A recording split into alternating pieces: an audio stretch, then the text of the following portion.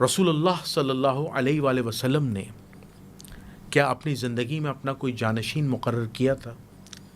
یہ سوال اتنا اہم ہے جس پر مکتبہ اہل سنت اور تشیعت میں لفظی لڑائی کہہ لیں، اختلاف کہہ لیں، چلتا آیا ہے. تو جانشین رسول کے حوالے سے یا مسئلہ خلافت یا امامت کے حوالے سے مختصر روشنی ڈالیے گا. جزاک اللہ. بسم اللہ الرحمن الرحیم. الحمدللہ رب العالمین والصلاة والسلام علی سید المرسلین وآلہ الطیبین الطاہرین المعصومین المظلومین. بہت شکریہ آپ کا جنید بھائی، آپ نے اس قابل سمجھا مجھے کہ یہاں بلایا. مولا آپ کو سلامت رکھے. جہاں تک آپ نے جو سوال کیا ہے، مختلف اوقات میں انہی پروگرامز میں یہ تمام تر باتیں میں کلیئر کر چکا ہوں. دیکھیں، اللہ رب العالمین کا جو وعدہ ہے اور ہمارا جو عقیدہ ہے کہ رسول اللہ صلی اللہ علیہ وآلہ وسلم کے بعد ان کی مسند کا فیصلہ رسول اللہ کریں گے، اللہ کرے گا. اور یہ ایک روز روشن کی طرح ہمارا عقیدہ ہے جسے ہم بیان کرتے ہیں. اور اللہ رب العالمین کے وعدے کی طرف آؤں کہ اللہ رب العالمین نے مومنین سے وعدہ کیا تھا، جو ہماری دلیل ہے. میں نے مختلف پروگرام میں پہلے بھی اس چیز کو ذکر کیا تھا، سوالات بھی اٹھائے تھے کہ اللہ رب العالمین نے مومنین سے وعدہ کیا. وعدہ کیا ہے؟ وعد اللہ الذین آمنوا منکم وعملوا الصالحات. میرا تم مومنین میں سے وعدہ ہے، میں تم میں سے، یعنی تم مومنین میں سے کوئی امیر المومنین بنے گا. وعد اللہ الذین آمنوا منکم وعملوا الصالحات لیستخلفنہم فی الارض، کہ میں تمہیں زمین کا خلیفہ بناؤں. کما استخلف الذین من قبلہم، جیسے میں نے پہلے خلیفہ بنائے تھے، خلفاء بنائے تھے. تو یہاں پر اللہ رب العالمین نے مومنین کے ساتھ وعدہ کیا ہے، اور خلافت کی بات کی ہے تو ارض کی خلافت کی بات کی ہے، یعنی اسلام کی خلافت کی بات کی ہے. پوری زمین پر جہاں جہاں اسلام ہوگا وہاں اللہ کی خلافت ہوگی. تو اللہ رب العالمین نے مومنین کے ساتھ وعدہ کیا ہے، اور یہ اس میں اللہ رب العالمین نے قید لگا دی ہے کہ کما استخلف الذین من قبلہم، جیسے میں نے پہلے بنائے تھے. تو آپ تاریخ اٹھا کر دیکھ لیں کہ پہلا جو خلیفہ بنا اور جو بعد میں خلفاء بنے، حضرت آدم سے لے کر جتنے بھی خلفاء کا ذکر ہے ان کا بننے کا کرائٹیریا دیکھ لیں. حضرت آدم علیہ السلام اللہ کے پہلے خلیفہ بنے تو اللہ کی مرضی سے بنے. حضرت ہارون حضرت موسیٰ کے جانشین بنے، اللہ نے انہیں خلیفہ کہا ہے قرآن میں، تو وہ اللہ کی مرضی سے بنے. اللہ رب العالمین نے حضرت داؤد علیہ السلام کو خلیفہ کہا ہے، تو وہ اللہ کی مرضی سے بنے، وہ کسی اور طریقے سے خلیفہ نہیں بنے. مختصر بات کرنا چاہوں گا، یعنی یہ تمام خلفاء بنے جو اللہ رب العالمین کی مرضی سے بنے. اور اللہ رب العالمین نے کما کہہ کر یہ قید لگا دی ہے جیسے پہلے بنائے تھے، تو کوئی نیا نظام نہیں آئے گا. اور ذات محمد مصطفیٰ کیا ہیں کہ اللہ رب العالمین نے ان کے لیے کیا کہا ہے کہ ہم نے کیوں بھیجا ہے. ہدف رسول اللہ صلی اللہ علیہ وآلہ وسلم کا آنا، ان کا ہدف کیا ہے آنے کا؟ کہ اللہ رب العالمین سورہ ابراہیم کی پہلی آیت میں کہتا ہے کہ کتاب انزلناہ الیک لتخرج الناس من الظلمات الی النور، کہ ہم نے اس رسول کو بھیجا ہے کتاب دے کر تاکہ یہ لوگوں کو ظلمات سے نکال کر نور میں داخل کریں. یعنی رسول اللہ صلی اللہ علیہ وآلہ وسلم کے آنے کا ہدف کیا ہے انسانیت کے لیے، تمام انسانیت کے لیے، کہ وہ لوگوں کو ظلمات سے نکال کر نور میں داخل کریں. یہ رسول اللہ صلی اللہ علیہ وآلہ وسلم کو ذمہ داری سونپی ہے کس نے؟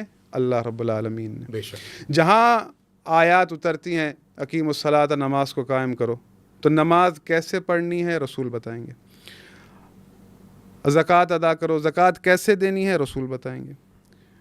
حج کرو، حج کیسے کرنا ہے رسول اللہ بتائیں گے. تمام تر وضاحتیں کون دے گا؟ اللہ کے رسول دیں گے. تو جہاں آیت اتر رہی ہے اطیعوا اللہ واطیعوا الرسول واولی الامر منکم، تو یہاں پر بھی اولی الامر کون ہے، اس کی وضاحت رسول اللہ صلی اللہ علیہ وآلہ وسلم فرمائیں گے. ایک سوال میں نے اٹھایا تھا، دوبارہ آپ کے پروگرام میں اٹھا دیتا ہوں. کیا اللہ رب العالمین کبھی ہمیں کسی فاسق و فاجر کی اطاعت کا حکم دے سکتا ہے؟ کیا ہم اللہ کے لیے یہ گمان کر سکتے ہیں؟ نہیں. یہ تو آپ کہہ رہے ہیں نا، یہ آپ کہہ رہے ہیں. لیکن یہی سوال آپ اگر ہمارے برادران سے کریں گے، آپ کے پاس سوشل میڈیا پر ویڈیوز موجود ہوں گی کہ حدیث سنائی جاتی ہے ممبروں سے بیٹھ کر.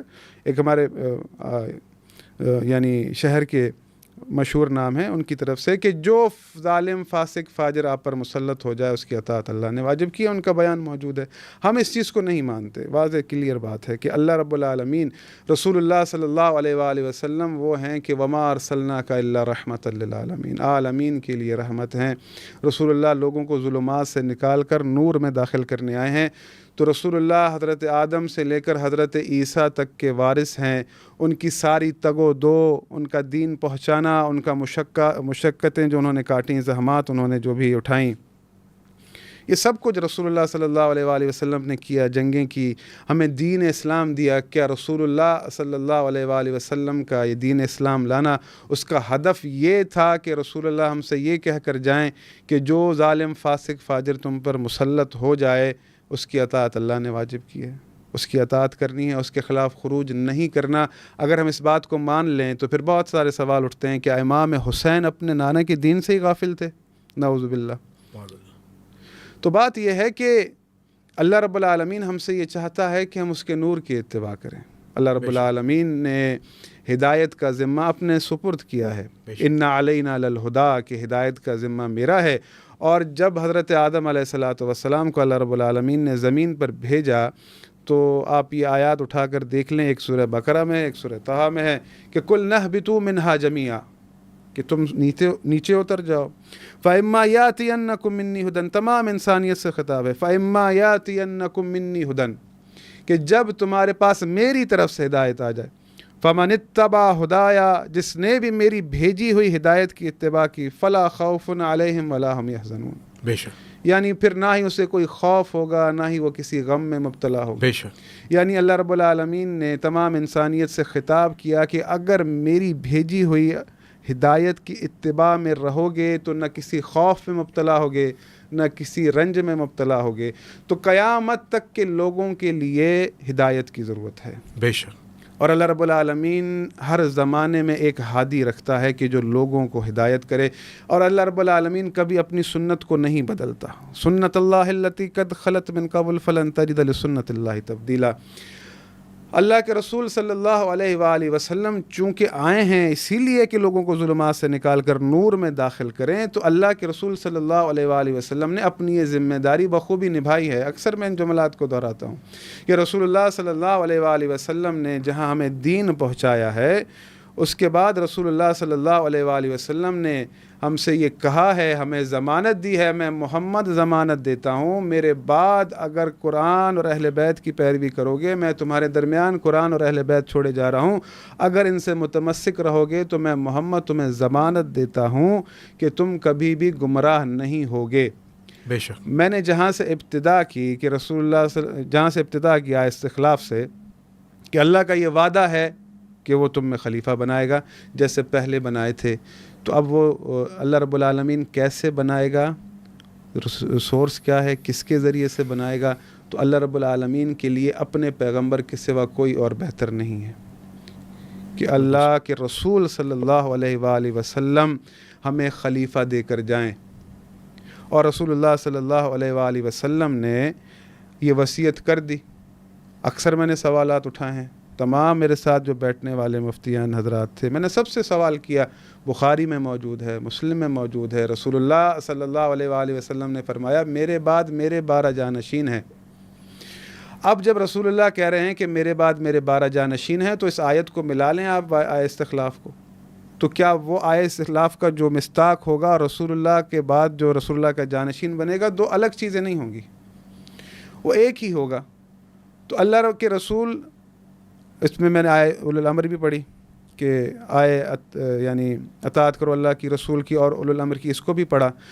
تو جہاں پر ہر چیز کا سوال رسول اللہ سے ہوتا تھا، جی جی، کہ وَيَسْأَلُونَكَ مَاذَا يُنْفِقُونَ، پیسوں کو کیسے خرچ کریں، وَيَسْأَلُونَكَ عَنِ الْيَتَامَى، یہ آپ سے جو ہے یتیموں کا سوال کرتے ہیں، وَيَسْأَلُونَكَ عَنِ الْخَمْرِ وَالْمَيْسِرِ، ہر سوال رسول اللہ سے ہوتا تھا۔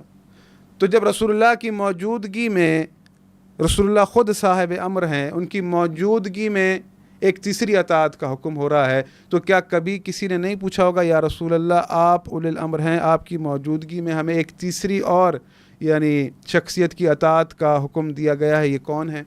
تو رسول اللہ کی یہ ذمہ داری نہیں ہے کہ وہ خود ڈیفائن کریں کہ یہ کون ہے جس کی اطاعت کا حکم اللہ نے دیا ہے. بے شک. یعنی جو میں چیز چاہ رہا ہوں کہ پہنچ جائے، تو رسول اللہ صلی اللہ علیہ وآلہ وسلم نے جب یہ کہا کہ میرے بعد میرے 12 جانشین ہیں، یا اس سے ہم کیا مراد لیں گے؟ جو جس طرح بنتا جائے تو ہم اسے جوڑتے جائیں رسول اللہ سے. اگر ہم اس سیکوینس میں چلیں گے تو اس میں یزید بھی آ رہا ہے، اس میں آل مروان بھی آ رہے ہیں، اور جس طرح سے یہ عقائد رائج ہیں کہ بھئی جو جیسا بھی آ جائے اس کی اطاعت اللہ نے واجب کی ہے. تو ہم دیکھتے ہیں کہ رسول اللہ جب یہ کہہ رہے ہیں کہ میں تمہارے درمیان قرآن اور اہل بیت چھوڑے جا رہا ہوں، تو اس وقت جو بھی لوگ موجود ہیں ان کے لیے اگر سبب ہے کوئی انہیں بچائے گا گمراہی سے، تو کون ہے؟ قرآن اور اہل بیت علیہ السلام. کیونکہ کون کہہ رہا ہے؟ رسول کہہ رہے ہیں، ہم نہیں کہہ رہے. یہ ہمارے جملے نہیں ہیں کہ میں کہہ رہا ہوں. کون کہہ رہا ہے؟ تو یعنی جب رسول اللہ کہہ رہے ہیں کہ قرآن اور اہل بیت چھوڑے جا رہا ہوں، تو یعنی آئے استخلاف کو بھی ملا لیں، آئے اولو الامر کو بھی ملا لیں. تو جو فرد لوگوں پر آنا چاہیے وہ اہل بیت سے آنا چاہیے.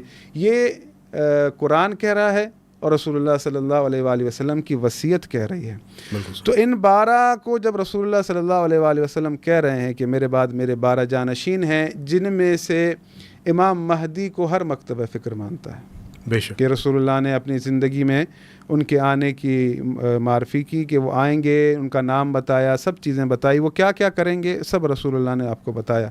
یعنی اب جب رسول اللہ صلی اللہ علیہ وآلہ وسلم امام مہدی کے آنے کا بتا رہے ہیں کہ یعنی ہم اس زمانے کے لوگوں کی فکر ہے رسول اللہ کو کہ ان کو پتہ ہونا چاہیے کہ اللہ کی طرف سے ان پر کون حجت ہے، ان کو ہماری اتنی فکر ہے، تو یہ کیسے ممکن ہے کہ ان کو اپنے فوراً بعد کی فکر نہ ہو اور رسول اللہ صلی اللہ علیہ وآلہ وسلم وصیت نہ کریں. تو یہ چیز جو ہے ممکن نہیں ہے. میں نے پہلے بھی چیزیں عرض کی ہیں کہ باب لکھے ہوئے ہیں کتابوں کے اندر، بخاری کے اندر، کہ کتاب الوصیت. رسول اللہ صلی اللہ علیہ وآلہ وسلم نے فرمایا کہ جو وصیت کے سوا دنیا سے گیا وہ جاہلیت کی موت مر گیا. ایک حدیث وہ ہے کہ جو اپنے وقت کے امام کی معرفت کے سوا دنیا سے گیا وہ جاہلیت کی موت مرا. ایک وہ ہے کہ جو وصیت کے بغیر گیا. تو اللہ رب العالمین فرماتا ہے یا ایھا الذین آمنوا لما تقولون ما لا تفعلون، وہ بات کیوں کرتے ہو جو خود عمل نہیں کرتے. جو رسول ہمیں کہہ رہے ہیں اور اللہ رب العالمین بھی امر کر رہا ہے کہ میں آپ کو آیت سنا دوں کہ کتب علیکم اذا حضر احدکم الموت. اللہ رب العالمین نے تم پر لکھ دیا ہے. آپ سنتے ہیں نا یہ آیت یا ایھا الذین آمنوا کتب علیکم الصیام کما کتب علی الذین. اسی طرح سے میں حوالہ دے دوں تاکہ جو ہمارے سامعین ہیں سننے والے کہ میں نمبر بتا دوں، یہ بہت ضروری رہتا ہے. یہ ہے سورہ بقرہ کی آیت نمبر 180. کتب علیکم اذا حضر احدکم الموت ان ترک خیرا الوصیۃ للوالدین والاقربین بالمعروف حقا علی المتقین. تم پر یہ واجب کیا جاتا ہے کہ جب تم میں سے کسی کو موت کا وقت آ جائے تو اگر وہ کچھ مال چھوڑ جانے والا ہو تو ماں باپ اور رشتہ داروں کے لیے دستور کے مطابق وصیت کر جائے. اللہ سے ڈرنے والوں پر یہ ایک حق ہے. یعنی جب اللہ رب العالمین مومنین سے کہہ رہا ہے کہ میں نے تم پر یہ لکھ دیا ہے، تمہیں یہ عمل کرنا ہے، تو رسول اللہ خود اس سے کس طرح سے مبرہ ہو سکتے ہیں کہ وہ یہ عمل نہ کریں. عمل میں تو رسول اللہ صلی اللہ علیہ وآلہ وسلم سب سے آگے ہیں. اگر نماز کی آیت اتری ہے تو سب سے زیادہ پڑھنے والا نماز کون ہوگا؟ رسول اللہ. عمل کر کے دکھانے والے کون ہوں گے؟ تو جب یہ آیتیں اتر رہی ہیں تو رسول اللہ کے لیے یہ جملہ کہنا کہ رسول اللہ بغیر وصیت کے دنیا سے گئے ہیں، تو کیا یہ قرآن کی مخالفت نہیں ہے؟ جی. اچھا، یہاں پر اہل سنت والجماعت آپ سے اختلاف کریں گے. جی. اچھا، وہ اختلاف ہی کریں گے کہ جو آیت استخلاف ہے یہ عمومی ہے. وہ کہیں گے اس کی تفسیر میں کہیں پہ بھی یہ واضح مینشن نہیں ہے کہ مولا کائنات کا نام ہو یا 12 جانشین کا نام ہو. کوئی بھی متقی پرہیزگار جو ہے وہ خلیفہ بن سکتا ہے. پھر وہ دوسرا اعتراض یہ کریں گے اگر آپ بخاری و مسلم میں 12 جانشین رسول یا خلفاء کا تذکرہ کرتے ہیں تو اسی بخاری و مسلم میں ایسی روایات بھی ہیں کہ جس میں جیسے مولا کائنات نے صحیح مسلم کی روایت ہے جس کے زہری راوی ہیں کہ حضرت علی نے رسول اللہ صلی اللہ علیہ وسلم سے خلافت نہیں مانگی تھی، کہ اگر مانگ لیتے اور رسول اللہ صلی اللہ علیہ وسلم منع کر دیتے تو پھر یہ امت خلیفہ نہیں بناتی. ایسے بھی الفاظ آتے ہیں. پھر ایسے بھی الفاظ آتے ہیں کہ قرطاس کے موقع پہ کہ رسول اللہ اپنی وصیت نہیں لکھوا پائے، اور پھر اہل سنت یہ کہتے ہیں کہ 3 دن کے بعد جو ہے یعنی قرطاس کے واقعے کے 3 دن بعد بھی رسول اللہ زندہ رہے. واقعہ جمعرات کا تھا اور پیر کو وصال ہوا تھا. تو جب رسول اللہ صلی اللہ علیہ وسلم نے اس معاملے کو امت میں چھوڑ دیا, ٹھیک ہے, اور صحابہ کرام رضوان اللہ تعالیٰ علیہم اجمعین کے اجماع سے جو ہے وہ حضرت ابو بکر کو بنا دیے گئے خلیفہ, اور پھر حضرت علی رضی اللہ تعالیٰ عنہ نے, اہل سنت اعتراض کرتے ہیں کہ حضرت علی نے حضرت ابو بکر کی بیعت کی ہے, تو یہ چیز انڈوس ہو جاتی ہے کہ ان کی خلافت صحیح ہے. دیکھیں اس کو جو ہے نا وہ اپنے ذہن سے جو ہے وہ اس کو دلیل بنا لی جاتی ہے, لیکن ایسا کچھ بھی نہیں ہے. اگر تو اہل سنت بھائی ہمارے یہ کہتے ہیں کہ یہ معاملہ لوگوں کا ہے, تو میں آپ سے سوال کرتا ہوں کہ کتنے خلفاء لوگوں نے بنائے؟ پہلی خلافت اگر اجماع سے بنی ہے, دوسری خلافت کیسے بنی ہے؟ حضرت ابو بکر صدیق نے حضرت عمر کو کہا, تو اپوائنٹ کیا. ہاں, تو پھر وہ اسی حساب سے بننی اور چاہیے. پھر وہ کہتے ہیں کہ صحابہ میں مشورہ ہوا اور پھر خلیفہ بن گئے. ایسا نہیں ہے. دیکھیں نا, بات یہ ہے کہ جب رسول اللہ نے وصیت نہیں کی, لوگوں پر چھوڑ دیا, تو پھر رسول اللہ کی یہ سنت بن جاتی نا. تو یہ تو پھر سنت کے خلاف ہو گئی بات کہ بھئی کسی کا نام مقرر کر کے جانا.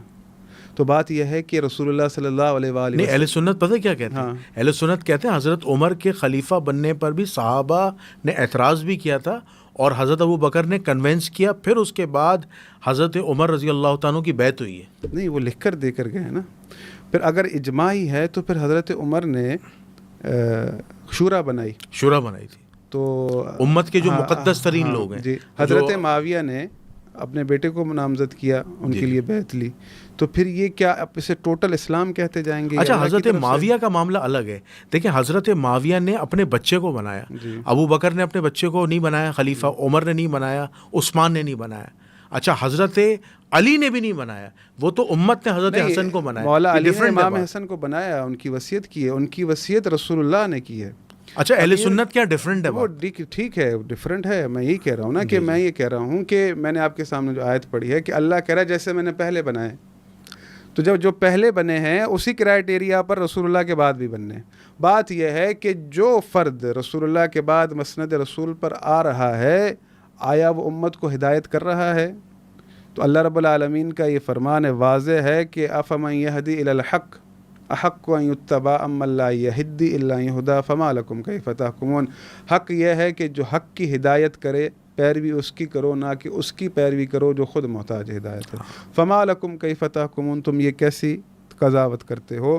امیر المومنین علی علیہ الصلوۃ والسلام, کیونکہ رسول اللہ نے وصیت کی ہے کہ میں تمہارے درمیان قرآن اور اہل بیت چھوڑے جا رہا ہوں. امیر المومنین علی علیہ الصلوۃ والسلام اگر میرٹ کے حساب سے بھی آپ دیکھیں گے تو رسول اللہ کے بعد سب سے بڑھ کر علم رکھنے والے ہیں, مدینۃ العلم ہے.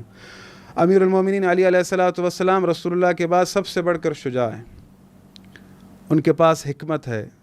یعنی جو کرائٹیریا, جو میزان قرآن نے دیا ہوا ہے اس پر پورے اترتے ہیں کہ حل یستوی الذین یعلمون والذین لا یعلمون, جو جانتا ہے اور جو نہیں جانتا دونوں برابر نہیں ہیں. یہ آپ بالکل صحیح کہہ رہے ہیں, بالکل میں ایگری کرتا ہوں. لیکن اس میں اہل سنت آپ سے اعتراض کریں گے کہ حضرت علی نے حضرت ابو بکر, عمر, عثمان کی بیعت کی ہے, کمپرومائز کیا, ان کے خلاف کوئی جنگ نہیں کی, بلکہ دین اسلام پھیلانے میں ساتھ دیا ہے. تو یہ تو انڈورسمنٹ ہے نا. وہ تو آپ کہہ رہے ہیں نا کہ یہ تو تاریخ اسٹیبلش ہسٹری کہہ رہی ہے. دیکھیں میری بات سنیں, بات یہ ہے کہ امیر المومنین علی علیہ الصلوۃ والسلام نے کیا اعتراض کیا ہے یا نہیں کیا؟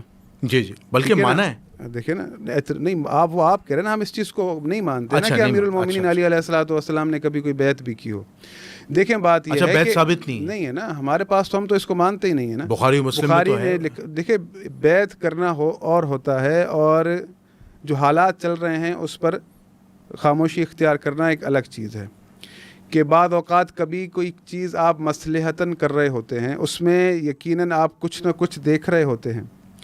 کہ بہت ساری مثالیں ہیں کہ حضرت ہارون اللہ کے خلیفہ تھے, حضرت موسیٰ انہیں اپنی قوم میں چھوڑ کر گئے تھے, لیکن انہوں نے حضرت ہارون کو چھوڑ دیا, بلکہ سامری کے کہنے پر کیا امت ایک دوسری طرف چلی گئی اور بچڑے کو معبود بنا لیا. تو حضرت ہارون موجود تھے, انہوں نے نہ تلوار اٹھائی, نہ انہوں نے کوئی ایسا عمل کیا, بلکہ کیا کہا کہ میں ان کا جو اللہ رب العالمین نے جواب قرآن میں بیان کیا ہے کہ انی خشیت ان تقول فرقت بین بنی اسرائیل ولم ترقب قولی، میں اس بات سے ڈر گیا کہ بنی اسرائیل میں تفرقہ نہ ہو جائے۔ امیر المومنین کی وصیت رسول اللہ نے کی تھی، اور امیر المومنین رسول اللہ کی بات لوگوں کو یاد دلواتے تھے۔ یہ نہیں کہتے تھے کہ تم نے مجھے کیوں نہیں بنایا، وہ کہتے تھے آپ کو اللہ کے رسول نے کیا کہا ہے۔ بات یہ ہے کہ تو صحابہ پھر منکر کیوں ہو گئے؟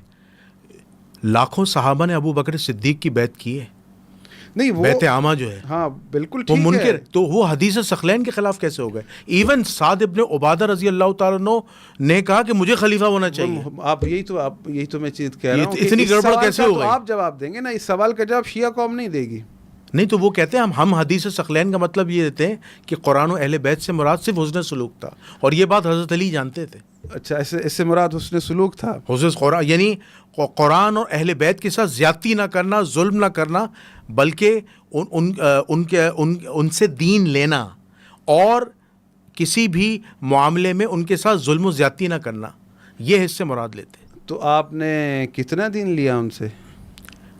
آپ نے مولا علی سے کتنا دین لیا ہے؟ آپ نے بھی اہل سنت والجماعت کے کتنا دین لیا ہے؟ اہل سنت والجماعت کے محقق ہیں علامہ طاہر القادری صاحب، انہوں نے کہا ہے کہ ہم نے 14,500 احادیث لیے ہیں مولا کائنات علی ابن ابی طالب علیہ السلام سے، وہ ساری کتابوں میں درج ہے۔ دیکھیں بات سنیں، آپ جس طرح سے وہ چیز کو بیان کر رہے ہیں نا، مثال کے طور پر، تو اگر حکومت کی بات ہے تو وہاں پر پہلے خلیفہ حضرت ابو بکر ہیں، لیکن اگر فقہ کی بات ہے تو آپ فقہ میں حضرت ابو بکر کے مقلد نہیں ہیں، پھر آپ امام ابو حنیفہ کے ہیں، وہاں پر آپ کا بالکل کرائٹیریا چینج ہو جاتا ہے۔ یعنی ہمارا یہ کانسیپٹ ہے کہ خلیفہ وہ ہو جو آپ کو دین بھی دے، آپ کو فقہ بھی دے، آپ کو رسول اللہ کی تمام تر باتیں بتائے، یعنی وہ رسول اللہ کے علم کا وارث ہونا چاہیے۔ ہمارا یہ کانسیپٹ ہے، کلیئر کانسیپٹ ہے کہ اللہ رب العالمین نے جس طرح گزشتہ قوموں کے اندر کتابیں بھیجی، پھر یہ کہا کہ ثم اورثنا الکتاب الذین اصطفینا من عبادنا، کہ ان میں سے ہم نے اپنے چنیدہ بندوں کو کتاب کے وارث قرار دیے۔ ہمارا یہ کلیئر کانسیپٹ ہے کہ جب قرآن اور اہل بیت ساتھ ہیں تو قرآن جو ہے ہمیں اللہ کی طرف سے آئین ملا ہے، اس پر عمل اہل بیت کروائیں گے، یہ تب ممکن ہے کہ جب ان کو آپ حاکمیت دیں گے۔ اب یہاں پر جو یہ آیت ہے کہ وَنَزَّلْنَا عَلَيْكَ الْكِتَابَ تِبْيَانًا لِكُلِّ شَيْءٍ، کہ اے محمد ہم نے آپ پر جو کتاب نازل کی ہے اس میں ہر چیز کا مفصل بیان ہے۔ بے شک۔ تو جہاں یہی سوال ہم اٹھاتے ہیں کہ جہاں اللہ رب العالمین نے گزشتہ کتابوں کے وارثین قرار دیے کہ ایک نبی کتاب لے کر آتا تھا، دوسرا نبی وارث بن کر آتا تھا، ان کے اوصیاء بنتے تھے، یہ اللہ کی سنت رہی ہے، تو یہ قرآن جسے قیامت تک باقی رہنا ہے، اس کا وارث کون ہے؟ اس کا وارث کہاں ہے؟ اس کا وارث کیا رسول اللہ نے ٹھہرایا ہے؟ اگر رسول اللہ نے اس کا وارث ٹھہرایا ہے تو وہ اہل بیت کو ٹھہرایا ہے۔ اگر آپ اجازت دیں تو اہل سنت کا ایک اعتراض ڈسکس کرتا ہوں۔ اہل سنت یہ کہتے ہیں کہ جب اہل تشیع اہل سنت پہ الزام لگاتے ہیں کہ خلفۂ راشدین والمہدیین ابو بکر عمر عثمان ان کے خلافت کی سلیکشن کے معیار میں فرق ہے، ٹھیک ہے، کہ ابو بکر کی سلیکشن میں فرق ہے، ابو بکر نے عمر کو بنایا، حضرت عمر نے 6 رکنی کمیٹی بنائی، ٹھیک ہے، پھر حضرت عثمان کو خلیفہ بنایا، پھر اس کے بعد تمام مسلمانوں کے اجماع سے مولا کائنات بنے، اور پھر بقول آپ نے کہا کہ انہوں نے حضرت حسن کو اپوائنٹ کیا، حضرت حسن خلیفہ بنے، جو آپ کے یہاں سیریز ثابت ہے۔ تو انہوں نے پھر اہل سنت آپ پہ اعتراض کرتے ہیں، اسی طرح ڈفرینٹ معیار ائمہ اہل بیت نے بھی ہیں۔ کیسے؟ امام علی علیہ السلام نے کمپرومائز کرتے ہوئے ابو بکر عمر عثمان کی خلافت کو مانا، تسلیم کیا اور ان کا ساتھ دیا دین اسلام کو پھیلانے میں۔ پھر دوسرے امام حسن نے اسلام کو بچانے کے لیے جناب معاویہ بن ابو سفیان کے ساتھ صلح کی، صلح حسن، اور خلافت سے دستبردار ہو گئے۔ پھر تیسرا سٹانس ہم امام کا دیکھتے، امام حسین علیہ السلام کا، جو دونوں سے مختلف ہے، کہ انہوں نے کسی بھی حالت میں یزید کے اقتدار کو قبول نہیں کیا اور اپنے پورے خاندان کو اللہ کی راہ میں قتل کروا دیا، جام شہادت نوش کی۔ تو یہ 3 الگ الگ معیار نہیں ہیں۔ دیکھیں میری بات سنیں، جب بات آپ دین کی کر رہے ہیں نا، جی جی، تو آپ جو ہے 30 سال میں اس دین کو فلاپ کر رہے ہیں۔ کہ جو نظام آپ بیان کر رہے ہیں یہ نہیں ائمہ اہل بیت کے کمپرومائزز تو ہیں نا. میں آپ کی کمپرومائز جس طرح سے آپ سمجھ رہے ہیں ہم اس کو اس ذہن سے نہیں سمجھتے. اچھا ٹھیک. بات یہ ہے کہ کمپرومائزز یہ ہوتا ہے کہ بھائی میں اس نظام کو قبول کر رہا ہوں. نظام کو قبول کرنا الگ چیز ہے اور خاموشی اختیار کرنا الگ چیز ہے. آپ کسی ملک میں رہ رہے ہوتے ہیں تو جو آپ کے مزاج کے مطابق نہیں ہے, آپ کے دین کے مطابق نہیں ہے, لیکن آپ وہاں رہ رہے ہوتے ہیں. اس کا مقصد یہ نہیں ہے کہ آپ ان کے دین کے ساتھ کمپرومائز کر رہے ہیں, آپ اپنے دین پر چل رہے ہوتے ہیں. بات یہ ہے کہ امیر المومنین علی علیہ الصلوۃ والسلام وہ شخصیت ہیں کہ جو حق کی ہدایت کرتے ہیں. بے شک. اور رسول اللہ صلی اللہ علیہ وآلہ وسلم نے غدیر کے دن انہیں اپوائنٹ کیا ہے. بے شک. اللہ رب العالمین نے رسول اللہ صلی اللہ علیہ وآلہ وسلم کو آخری نبی قرار دیا ہے, انبیاء کے سلسلے کو تمام کیا ہے. تو وہاں پر اللہ رب العالمین نے آیت اتاری ہے. وہ آیت کیا ہے کہ ما کان محمد ابا احد من رجالکم ولکن رسول اللہ وخاتم النبیین, کہ ہم نے یہ محمد تم مردوں میں سے کسی کے والد نہیں ہیں مگر آخری نبی ہیں. نبوت کو تمام کر دی یعنی مہر لگ چکی کہ اب کوئی نبی بن کر نہیں آئے گا. لیکن ایک عہد اللہ رب العالمین نے حضرت ابراہیم سے کیا ہے کہ پہلا امام جب بنایا, آپ نے سنا ہے آیت کہ قال انی جاعلک للناس اماما, کہ ابراہیم ہم نے تمہیں انسانوں کا امام بنایا. تو انہوں نے دعا مانگی, قال ومن ذریتی, اے میرے رب میری ذریت میں اسے رکھ. تو اللہ رب العالمین نے جواب دیا کہ لا ینال عہد الظالمین, میرا کسی ظالم کے ساتھ امامت کا عہد نہیں ہے کہ میں کسی ظالم کو امام بناؤں گا. اول چیز یہ سمجھ لیں پہلے. اب اللہ رب العالمین نے امامت کا سلسلہ شروع کیا. پورے قرآن کے اندر آپ مجھے دکھا دیں کہ اللہ رب العالمین نے یہ کہا ہو کہ میں نے امامت کو تمام کر دیا. دکھا دے, کوئی دکھا دے ہمیں کہ اللہ رب العالمین نے یہ کہا ہو کہ میں نے سلسلہ ہدایت کو تمام کر دیا. ہم بات کر رہے ہیں ہادی کی, اللہ رب العالمین کی طرف سے مقرر کردہ کہ جسے اللہ گزشتہ طریقے سے بنائے گا. وہ ہادی اور خلیفہ دو ڈیفرنٹ چیزیں نہیں ہیں. میں چاہ رہا ہوں کہ آپ میری بات سمجھیں. جی جی جی. تو اللہ رب العالمین نے کہیں پر کوئی آیت نہیں اتاری کہ ہم نے امامت کو تمام کر دیا, بلکہ اللہ رب العالمین اب ایک نیا باب کھول رہا ہے. وہ نیا باب کیا ہے سمجھیے گا اس کو, کہ اپنے ساتھ یعنی رکھ رہا ہے کہ انما ولیکم اللہ, میں تمہارا ولی ہوں, ورسولہ, اور رسول ولی ہے, والذین آمنوا الذین یقیمون الصلاۃ ویؤتون الزکاۃ وہم راکعون, یہ اللہ اپوائنٹ کر رہا ہے کہ اور تمہارا وہ ولی ہے جو حالت رکوع میں زکوٰۃ دیتا ہے, نماز قائم کرتا ہے. آپ اٹھا کر دیکھ لیں کس کے لیے یہ آیت اتری ہے. اللہ رب العالمین خود ایک اپوائنٹمنٹ کر رہا ہے تیسری ولایت کی. جی. اپنی ولایت ساتھ ساتھ, میری ولایت, میرے رسول کی ولایت اور اس کی ولایت. اب یہ تینوں کو اللہ رب العالمین نے ایک ہی کرائٹیریا میں رکھا. اب یہ تین چیزیں, اور اطیعوا اللہ و اطیعوا الرسول و اولو الامر منکم, یہ بھی تین چیزیں, یہ ایک ہی سلسلہ ہے. جی جی. کہ ہم جو چیز کہتے ہیں کہ اللہ رب العالمین نے اپنی ولایت کے ساتھ رکھا ہے, ہمارا جو کانسیپٹ ہے کہ مسند رسول صلی اللہ علیہ وآلہ وسلم کا وارث وہ بنے جو معصوم ہو. جی. اور یہ اللہ رب العالمین کی چاہت ہے, یہ ہمارا کوئی خیالی عقیدہ نہیں بنا ہوا کہ اللہ رب العالمین نے ہم پر اطاعت واجب کی ہے, اور جس کی وہ اطاعت واجب کرتا ہے وہ معصوم ہوتا ہے. جی. وہ نہیں چاہتا, جس کا جواب آپ خود دے چکے. پہلے ہی میں نے آپ سے پوچھا کہ بھئی اللہ کیا ہمیں کبھی کسی ایسے کی اطاعت کا حکم دے سکتا ہے کہ جو فاسق و فاجر ہو؟ اللہ سے تو ہر مسلمان اچھا گمان کرے گا. بالکل ایسا ہی. اللہ سے نیگیٹو آپ کو نہیں کر سکتے. دوسری بات شیطانی ہاں, یہاں پر ایک اور میں سوال آپ کے سامنے اٹھاتا ہوں. کیا اللہ کوئی ایسا عہدہ کہ جو سپیریئر عہدہ ہو کسی غیر معصوم کو دے سکتا ہے؟ وہ سپیریئر عہدہ کیا, یعنی سپیریئر سے مراد میں وہ نہیں. قرآن میں معصوم اور غیر معصوم تو کوئی لفظ ہی نہیں ہے. کیا چیز؟ یہ جو آپ ٹرمنالوجی یوز کر رہے ہیں قرآن میں, غیر معصوم, معصوم, وہاں تو متقی اور پرہیزگار ہے لفظ. بالکل ایسا ہی ہے. نبی معصوم ہوتا ہے, آپ مانتے ہیں اس بات کو؟ اگر نبی قرآن میں یہ لفظ نہیں ہے نا, یہ تو ہم اصطلاحی معنوں میں اپنے عقیدے میں لے رہے ہیں. جی جی. معصوم اور غیر معصوم کا قرآن میں تو نہیں ہے نا. نہیں, قرآن میں ہے نا, میں یہی تو آپ کو سمجھانا چاہ رہا ہوں. ایکچوئل ورڈ ہے معصوم. اللہ رب العالمین جسے ہادی بناتا ہے نا, اللہ رب العالمین یہی تو کہہ رہا ہے نا کہ جو حق کی ہدایت کرے. حق کی ہدایت کون کرتا ہے؟ پیغمبر کرتا ہے. دیکھیں اللہ رب العالمین جو ہے وہ جب معصوم کی بات کر رہے ہیں نا, تو اللہ رب العالمین کی جو راہ ہے وہ کیا ہے صراط جو ہے وہ کیا ہے، سبیل جو ہے وہ کیا ہے.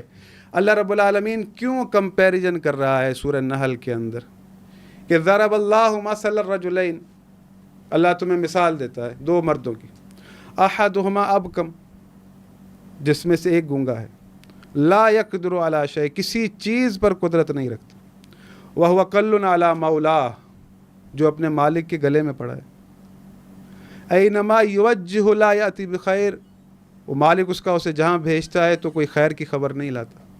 پھر اللہ رب العالمین سوال کر رہا ہے، استفہام ہے، حل یستوی ہوا، کیا یہ برابر ہے، ومن یامر بالعدل، جو تمہیں عدل کا حکم دیتا ہے، وہو علی صراط مستقیم، اور جو خود صراط مستقیم پر ہے. بالکل صحیح. کیوں دے رہا ہے یہ اللہ؟ غور کیجئے گا کہ دو مردوں کا کمپیریزن کر رہا ہے.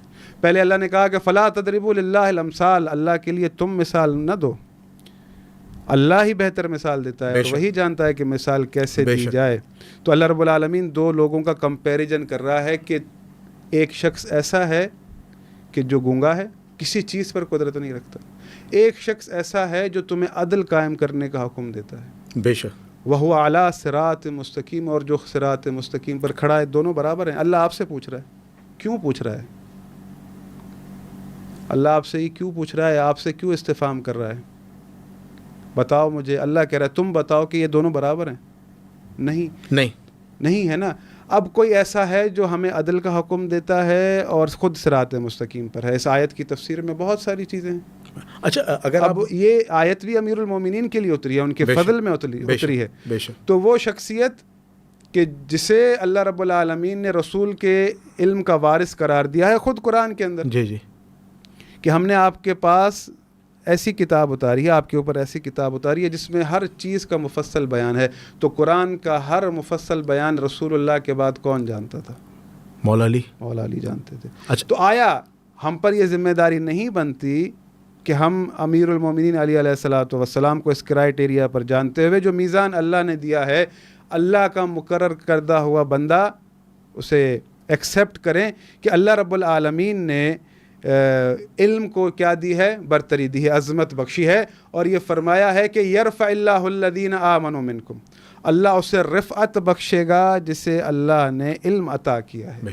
اچھا، آپ مولا کائنات کے فضائل پڑھ رہے ہیں؟ جی، میں فضائل اس لیے پڑھ رہا ہوں، میری بات سن لیں. اچھا قبلہ، اگر آپ مجھے اجازت دیں تو اہل سنت کا ایک اعتراض ہے، میں چاہتا ہوں پبلک کے آگے آپ بیان کریں. اہل سنت یہ کہتے ہیں کہ آپ نے کہا کہ امامت جو ہے لفظ جو ہے وہ نبوت کے لیے خاص نہیں ہے، ٹھیک ہے نا، صرف نبوت کے لیے نہیں ہے. جیسے آپ نے ابراہیم کو جو ہے امام کہا، ٹھیک ہے نا، آپ نے قرآن کی ایک آیت پڑھی. اہل سنت آپ سے اعتراض کریں گے کہ قرآن میں ہمیں یہ دکھائیں کہ امامت کا وقت جو ورڈ ہے وہ قرآن میں اللہ تعالیٰ نے غیر نبی کے لیے استعمال کیا، چونکہ نبوت جو ہے وہ رسول اللہ صلی اللہ علیہ وسلم پہ ختم ہے، اور رسول اللہ صلی اللہ علیہ وسلم کی حدیث ہے جس کے اہل سنت بھی مانتے ہیں کہ رسول اللہ نے فرمایا کہ نبوت مجھ پہ ختم ہے اور میرے بعد کثیر خلفاء ہوں گے، تم اس کی اطاعت کرنا. اب یہاں کثیر خلفاء سے مراد اہل سنت یہ لیتے ہیں کہ وہ متقی پرہیزگار خلفاء جو آیت استخلاف کے زمرے میں آتے ہیں، اور ہم ان سے اعلان برات کرتے ہیں جو آیت استخلاف کے زمرے میں نہیں آتے. تو وہ تو کہتے ہیں، ورنہ وہ آپ سے کہیں گے کہ اگر امامت ہے. آپ نے تو مسئلہ حل کر دیا نا. ہاں، آپ نے کہا کہ مجھے یہ دکھائیں کہ اللہ نے امام کسی غیر نبی کو کہا ہو. یہی نبی. جی. وَكُلَّ شَيْءٍ أَحْصَيْنَاهُ فِي إِمَامٍ مُبِينٍ. جی. ہم نے ہر چیز جو ہے ضبط کر دی ہے امام مبین میں. ٹھیک ہے. ہر چیز ضبط کہاں کر دی اللہ رب العالمین نے؟ امام مبین میں. اس آیت کی تفسیر پڑھیں. رسول اللہ صلی اللہ علیہ وآلہ وسلم سے سوال ہوا، یا رسول اللہ کیا توریت امام مبین ہے؟ رسول اللہ نے کہا نہیں. کہا انجیل کو امام مبین ہے؟ کہا نہیں. کیا قرآن امام مبین ہے؟ رسول اللہ نے کہا نہیں. امیر المومنین تشریف لا رہے تھے، جب وہ مسجد میں داخل ہوئے تو رسول اللہ نے کہا کہ ہذا امام مبین، کہ یہ ہے امام مبین. اب میں آپ کو اپنی بات واضح کرنے کے لیے آیت سے ہی مثال دیتا ہوں. اللہ رب العالمین فرماتا ہے کہ وما من دابۃ فی الارض الا علی اللہ رزقها ویعلم مستقرها ومستودعها کل فی کتاب مبین، کہ زمین میں جتنی بھی مخلوقات ہیں دابۃ الارض، انہیں کتنا رزق ملے گا، کس وقت ملے گا، کہاں سونپا جائے گا، سب کتاب مبین میں لکھا ہے. وعندہ مفاتح الغیب لا یعلمها الا هو، غیب کی کنجیاں اس کے پاس ہے، کوئی نہیں جانتا، وہی جانتا ہے۔ وما تسقط من ورقة الا يعلمها ولا حبة في ظلمات الارض ولا رطب ولا یابس الا في کتاب مبین، کوئی پتا نہیں جھڑتا، کوئی اندھیرا روشنی نہیں، جو کچھ ہے سب کا سب اس کتاب مبین میں لکھا ہے۔ میں نے جو پہلی آیت پڑھی، آپ یہ مجھے بتائیں کہ اگر آپ قرآن پڑھ رہے ہوں اس میں دیکھ سکتے ہیں کہ کل مجھے کتنا رزق ملے گا؟ اگر آپ اس سے ام الکتاب یعنی لوح محفوظ لیں گے تو آیت بیان کرنے کا ہدف کیا ہے جسے انسان سمجھ ہی نہ سکے؟ لیکن ہمارے پاس جو ہمارے ائمہ معصومین علیہ السلام نے تفسیر کی ہے کہ کتاب مبین سے مراد در حقیقت اس کا صاحب ہوتا ہے، ٹھیک، یہ اللہ رب العالمین کا آئین ہے۔ اس سے مراد امیر المومنین علی علیہ الصلاۃ والسلام ہیں۔ امیر المومنین بھی وہ ذات ہیں کہ جن سے جو یہ کہہ سکتے تھے کہ سلونی سلونی قبل ان تفقدونی، ان کے ایک دشمن نے، ان سے بغض رکھنے والے نے پوچھا کہ علی اگر دعویٰ میں سچے ہیں تو مجھے بتائیں کہ آج میں کیا کھاؤں گا؟ تو امیر المومنین نے کہا کہ آج تو دودھ اور چاول کھائے گا۔ تو اس شخص نے کہا کہ اگر یہ بات ہے تو میں دودھ اور چاول نہیں کھاؤں گا آج، لیکن اس شخص نے مار کھا کر بھی دودھ اور چاول ہی کھائے۔ کیسے؟ جہاں بھی جاتا تھا اسے وہی غذا ملتی تھی۔ بالکل صحیح۔ یعنی اب کیا ہے کہ بات یہ ہے کہ معرفت کی، کہ آپ دیکھیں نا، میری بات سنیں، رسول اللہ کی بات پر غور کریں، رسول اللہ کی وصیت پر غور کریں۔ رسول اللہ کہہ رہے ہیں کہ جو شخص اپنے وقت کے امام کی معرفت کے سوا دنیا سے گیا وہ جاہلیت کی موت مر گیا۔ ٹھیک ہے، ٹھیک ہے، ٹھیک ہے۔ اب یہ جو جاہلیت کی موت مر گیا، مجھے انصاف سے بتائیں کہ رسول اللہ صلی اللہ علیہ وآلہ وسلم کے فرمان کے مطابق کہ جو اپنے وقت کے امام کو نہ پہچانے اور اس کی معرفت کے سوا دنیا سے چلا جائے وہ جاہلیت کی موت مر گیا، انصاف سے بتائیں یزید کے دور کے اندر ان کا امام کون تھا؟ وہ کس سے اپنا امام کہتے تھے؟ یزید کے دور کے اندر امام حسین تھے نا۔ لوگ کسے کہتے تھے؟ یزید کو۔ یزید کو کہتے تھے۔ آیا انصاف سے بتائیں اللہ محشر میں یزید کا پوچھے گا کہ اس کی معرفت تھی تمہیں نہیں تھی؟ اللہ رب العالمین نے اگر اطاعت واجب کی ہے تو اللہ محشر میں پوچھے گا، نہیں پوچھے گا کہ تم نے اولو الامر کی اطاعت کی یا نہیں کی؟ پوچھے گا۔ اگر تو اجماع سے یزید بنا تو پھر امام حسین پر واجب تھا کہ وہ یزید کی بیعت کرتے، اس کی اطاعت کرتے، لیکن انہوں نے نہیں کی۔ تو کیا رسول اللہ کی احادیث سے وہ غافل تھے؟ نعوذ باللہ۔ کیا قرآن سے وہ غافل تھے؟ میں تو آپ کو مثال دینے کے لیے سمجھا رہا ہوں کہ میری بات آپ کو سمجھ جائے۔ دیکھیں، اعتراض کرنے والے اعتراض کرتے ہیں لیکن سمجھیں چیزوں کو۔ میں آپ سے یہی کہنا چاہ رہا ہوں کہ اللہ رب العالمین یہ فرما رہا ہے یا ایھا الذین آمنوا اتقوا اللہ وکونوا مع الصادقین، اے لوگوں جو ایمان لائے ہو اللہ سے ڈرو، سچوں کے ساتھ جڑ جاؤ۔ اب مجھے یہ بتائیں کہ امام حسین موجود ہیں، یزید بھی ہے، یزید خلیفہ ہے مسلمانوں کا، اللہ کہہ رہا ہے سچوں کے ساتھ جڑ جاؤ، یہاں کون سے سچے کے ساتھ جڑنا ہے؟ سچا کون ہے؟ امام حسین ہے یا یزید ہے؟ امام حسین سچے، امام حسین ہے۔ تو لوگ کس کے ساتھ تھے؟ اچھا قبلہ میرا ایک سوال ہے یہاں پہ، قبلہ میرا ایک سوال ہے، عبداللہ ابن عباس رضی اللہ تعالیٰ کے بارے میں آپ کیا کہیں گے؟ انہوں نے امام حسین کا ساتھ نہیں دیا تھا۔ بات وہ نہیں ہے، میں کسی کے ساتھ، کیا آپ کہہ سکتے ہیں کہ وہ جاہلیت کی موت مرے، انہوں نے امام حسین کا ساتھ نہیں دیا؟ میں کسی کی بات ہی نہیں کر رہا نا، میں رسول اللہ کی بات کر رہا ہوں۔ کیونکہ آپ کو پتہ ہے بہت سے ایسے لوگ، اچھا ایک منٹ اجازت دیتے ہیں، بہت سے ایسے لوگوں نے یزید کی بیعت کی تھی جو اصحاب کرام تھے، جنہوں اپنے قتل کا اور اپنے خون کا ڈر تھا کہ ہمیں مار دیا جائے گا۔ اسلام میں تو جان بچانا جائز ہے۔ میری بات، بہت سے ایسے مجبور بھی ہیں، سارے تو نہیں آئیں گے نا جاہلیت کی موت بات یہ ہے کہ یزید مسلط ہوا کیوں؟ معاویہ نے بنایا نا۔ نہیں، وہ آپ کہہ رہے ہیں نا، نہیں، اسٹیبلش ہسٹری کہہ رہی ہے۔ نہیں، مقصد یہ ہے کہ یہ ایسا حالات کیوں ہوئے کہ یزید بھی جو ہے مسلمانوں کا خلیفہ بن گیا؟ پوری دنیا کو پتہ ہے کہ معاویہ نے مولا علی سے جنگ کی، اقتدار پہ قبضہ کیا نا۔ آپ رسول اللہ کیوں آئے تھے دنیا کے اندر؟ رسول اللہ تو ہادی و مہدی تھے، ہادی و مہدی بن کر آئے تھے نا۔ تو امت کے لیے رسول اللہ اگر موجود ہوتے تو امت کے لیے کسے مقدم رکھتے؟ امام حسین کو یا یزید کو؟ امام حسین، امام حسین کو مقدم، جنت کے سردار ہیں۔ تو یہی لوگ سمجھ جائیں کہ رسول اللہ کی بات پر توجہ کریں کہ رسول اللہ کیا کہہ کر گئے۔ رسول اللہ اگر کہہ کر گئے ہیں کہ بھئی میں تمہارے درمیان جو ہے قرآن اور یزید چھوڑے جا رہا ہوں، تو پھر تو آپ کی بات ٹھیک ہے، اس کا خلیفہ بننا بھی ٹھیک تھا۔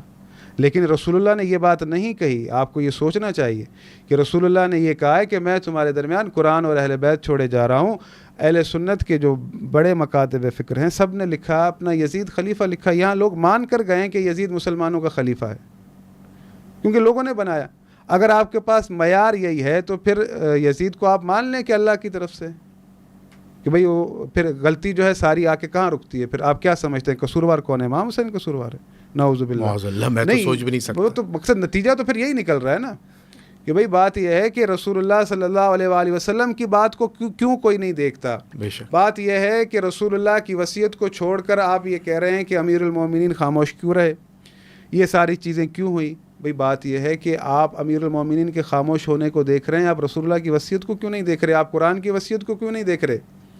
آپ ہر حوالے سے جو اللہ رب العالمین نے میزان دیا ہے، ایک شخصیت کے لیے اللہ رب العالمین نے فضائل میں قرآن کی 1000 آیتیں اتار دی. اس کا ہدف کیا تھا؟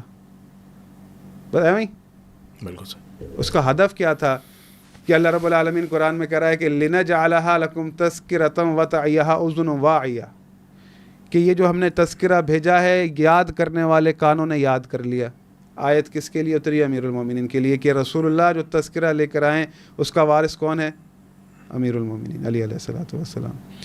وَيَقُولُ الَّذِينَ كَفَرُوا لَسْتَ مُرْسَلًا، یہ کافر کہتے ہیں کہ آپ اللہ کے رسول نہیں ہیں. قُلْ كَفَىٰ بِاللَّهِ شَهِيدًا بَيْنِي وَبَيْنَكُمْ وَمَنْ عِندَهُ عِلْمُ الْكِتَابِ، کہ ان سے کہہ دو کہ تمہاری رسالت کے لیے میں اللہ کافی ہوں اور وہ جس کے پاس کتاب کا علم ہے. وہی امام مبین جسے آپ نے کہا کہ بھائی مجھے یہ بتا دیں کہ یہ قرآن کی اگر بات ہے تو قرآن کے ساتھ ہم پلہ اللہ کے رسول نے کسے ٹھہرایا؟ اہل بیت کو. یہ قیامت تک جدا نہیں ہوں گی حتیٰ حوض کوثر تک. تو یہی میں چیز آپ کو سمجھانا چاہ رہا ہوں کہ بجائے کہ آپ یہ کہیں کہ امیر المومنین کیوں خاموش رہے، آپ یہ دیکھیں کہ رسول اللہ آپ کو کیا دے کر گئے. آپ کو قرآن کیا دے رہا ہے؟ قرآن ایسی کتاب ہے کہ ہر زمانے میں اپ ٹو ڈیٹ ہے، آج بھی موجود ہے. میں نے تو مفتی صاحبان سے فتویٰ مانگا کہ بھئی مجھے فتویٰ دے دیں کہ اللہ ہمیں کبھی کسی ایسے کی اطاعت کا حکم دے سکتا ہے کہ جو گناہ کرتے ہوں، جو اشتباہ کرتے ہوں. تو کسی نے کوئی جواب نہیں دیا. امام حسن اور حسین کو اللہ رب العالمین نے جنت کی جوانوں کی سرداری عطا کی ہے. جنت کی جوانوں کی سرداری اللہ کیا کسی غیر معصوم کو دے سکتا ہے؟ کبھی کوئی سنی آپ عالم بٹھائیں، اس سے سوال کیجئے گا، فتویٰ لکھ کر دیں کہ اللہ جنت کی سرداری کسی غیر معصوم کو دے سکتا ہے جو دنیا میں گناہ کرتا ہو. بالکل صحیح، بالکل صحیح. کیونکہ انبیاء کو اگر آپ معصوم مانتے ہیں تو انبیاء سردار نہیں ہیں. سردار کون ہے؟ امام حسن و حسین. یہ جو سارے اعتراضات ہیں نا، یہ صرف کیا ہے کہ اپنے آپ کو ایک فیس سیونگ دینا، کہ بات ڈال دیں ساری کی ساری اہل بیت علیہ السلام پر، امیر المومنین پر، امام حسن پر، امام حسین پر. بات یہ ہے کہ پوری کی پوری امت ان پر متفق کیوں نہ ہوئی، کہ کوئی ان کے لیے مشکل ہی نہ ہوتی. کیوں ایسا ہوا کہ یعنی امیر المومنین علی علیہ الصلوۃ والسلام کی جیسی شخصیت کہ جو ہر حوالے سے میرٹ پر بھی سپیریئر تھے، علم کے حوالے سے، شجاعت کے حوالے سے، حکمت کے حوالے سے، ہر طرح. مختصر کر لیجیے گا. جی میں اپنی بات ہی پہنچا رہا تھا کہ تمام سامعین کے لیے ہمارے لیے جو سب سے بڑھ کر حجت ہے وہ رسول اللہ کی وصیت ہے، اللہ کا قرآن ہے. آج بھی اس قرآن کے اندر اللہ رب العالمین نے ہمیں نظام دیا ہوا ہے. آخری بات تمام کروں گا، بہت ضروری ہے کہ آپ سوال کیجئے گا کہ بھئی آپ یہ بتا دیں کہ اگر یہ کام لوگوں کا ہے تو آج کے دور کے اندر کیوں کوئی امام مہدی کو نہیں بنا سکتا؟ آج یہ کیوں نظام فلاپ ہے؟ 4 خلافتوں کے بعد تو سب پھر میراث بن گئی خاندانوں کی، باپ جاتا تھا، بیٹا آتا تھا. یہ دین اسلام کیا ناقص تھا؟ اس میں کوئی نقص تھا کہ 4 خلافتوں بعد جو ہے وہ نظام یہ فلاپ ہو گیا؟ یہ اسلام نہیں ہے. اسلام بڑا عظیم دین ہے. اللہ رب العالمین نے کہا ہے کہ ان الدین عند اللہ الاسلام، دین اگر ہے تو اسلام ہے. پھر اللہ رب العالمین نے یہ بھی فرمایا ہے کہ وَمَن يَبْتَغِ غَيْرَ الْإِسْلَامِ دِينًا، جو بھی اسلام کے سوا کسی غیر دین کی تبلیغ کرے گا تو اللہ قبول نہیں کرے گا. اللہ کا دین یہ ہے کہ اس نے قرآن کا بھی وارث بنایا ہے، اس نے ہادی بھی بنایا ہے، اور اس نے خود کہا ہے کہ ہدایت کا ذمہ میرا ہے. اس نے کہا ہے کہ میں نے امام قرار دیے ہیں، تو اس نے خاتمے کی آیت نہیں اتاری. ہر زمانے میں ہادی کی ضرورت ہے. آج ہمیں امام مہدی کی اشد ضرورت ہے. ہر بندہ کہتا ہے کہ وہ آ جائیں تو مسائل ختم ہو جائیں. تو اللہ رب العالمین نے تو ہر زمانے میں ایسی شخصیت ہمیں عطا کی تھی کہ ہم فرقوں میں پڑے ہی نہ. اللہ نے تو ہم سے کہا تھا کہ وَاعْتَصِمُوا بِحَبْلِ اللَّهِ جَمِيعًا وَلَا تَفَرَّقُوا، کہ میری رسی کو مضبوطی سے تھامے رکھو اور تفرقے میں نہ پڑو. اللہ کے رسول صلی اللہ علیہ وآلہ وسلم سے پوچھا گیا، تفسیر وہ کر رہے ہیں کہ وہ رسی کون سی ہے؟ علی ابن ابی طالب، میرے اہل بیت کی ولایت، یہ مضبوط رسی ہیں۔ اللہ رب العالمین نے خود قرآن میں کہا ہے کہ وَحَبْلٌ مِّنَ اللَّهِ وَحَبْلٌ مِّنَ النَّاسِ، حبل من اللہ قرآن ہے، وحبل من الناس ولایت ہے، محمد و آل محمد علیہ السلام کی ولایت ہے کہ جو لوگوں سے آسمان کی طرف جاتی ہے، کہ رسول اللہ صلی اللہ علیہ وآلہ وسلم کے علم کی وراثت کہاں جا رہی ہے؟ وہی شخص حق رکھتا ہے کہ جو حاکمیت بھی کرے، جس کے پاس علم رسول اللہ ہے، جس کے پاس قرآن کی وراثت ہے، جو قرآن کی علوم جانتا ہے۔ یہ ہماری عقل اور شعور بھی اس بات کا تقاضا کرتی ہے کہ ہم انہیں ایکسیپٹ کریں۔ اور یہ تو ایک دلیل ہی نہیں ہے نا کہ ہم سے یہ کہا جاتا ہے کہ بھائی امامت کو قرآن سے دکھایا جائے، اور ہم تو 1400 سال سے لوگوں کو قرآن ہی سنا رہے ہیں، ہمارے علماء یہی کرتے آئے ہیں۔ یہ لوگ بنائیں گے، اس کی دلیل آپ کے پاس کہاں ہے؟ نہ تو آپ کے پاس رسول اللہ کی کوئی وصیت ہے، نہ قرآن کی آیت ہے۔ کبھی یہ بھی تو سوال کیا جائے کہ اگر لوگ بنائیں گے تو رسول اللہ نے کب کہا کہ لوگ تم بنا لینا؟ انہوں نے تو کہا میرے بعد میرے 12 جانشین ہیں۔ اگر رسول اللہ کہہ رہے ہیں میرے بعد 12 جانشین ہیں، تو پھر یہ جملہ عبث ہو جاتا ہے کہ لوگوں کا کام ہے۔